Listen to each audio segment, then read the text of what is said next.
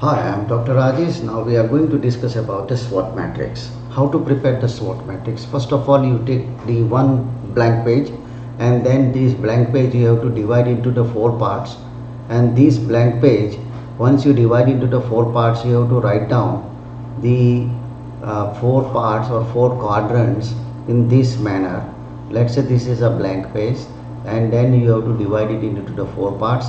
And here you will write strength, here you will write weaknesses, here you write opportunities, and here you are going to write the threats.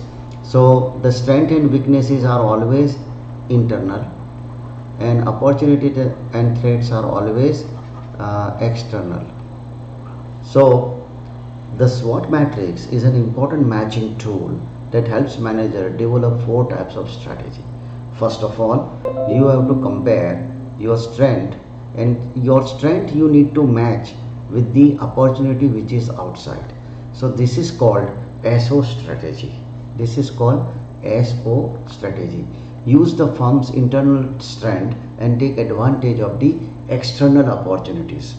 And WO strategy means the weakness and the opportunity.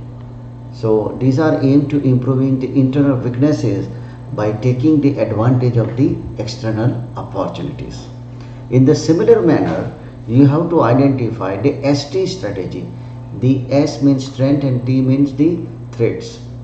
Use a firm's strength to avoid or to reduce the impact of the external threats. External threats means outside the business. And WTD strategy means the weakness and threats. Here are defensive tactics directed at reducing the internal weaknesses and avoiding external threats.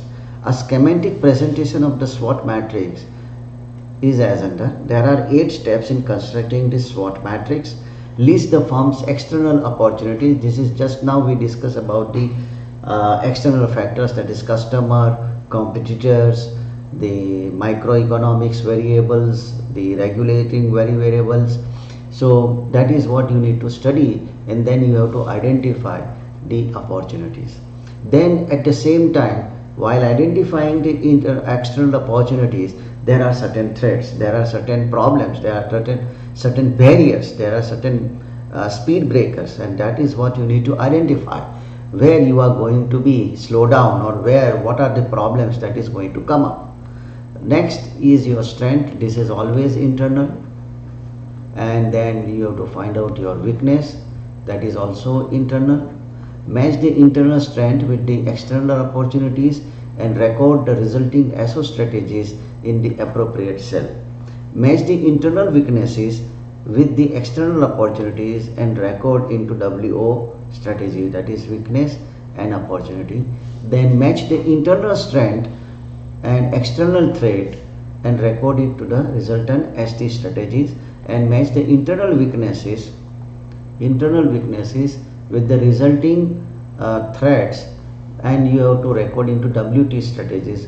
Although the SWOT matrix is widely used in strategic planning, the analysis does have. However, the SWOT analysis is very useful in strategic planning, but it has certain limitations. There are 3 limitations, 1, 2 and 3. Number 1, SWOT does not show how to achieve a competitive advantage. So you cannot understand the competitive advantage, or you cannot have a direction to get the competitive advantage only by doing the SWOT analysis. And SWOT is a static assessment.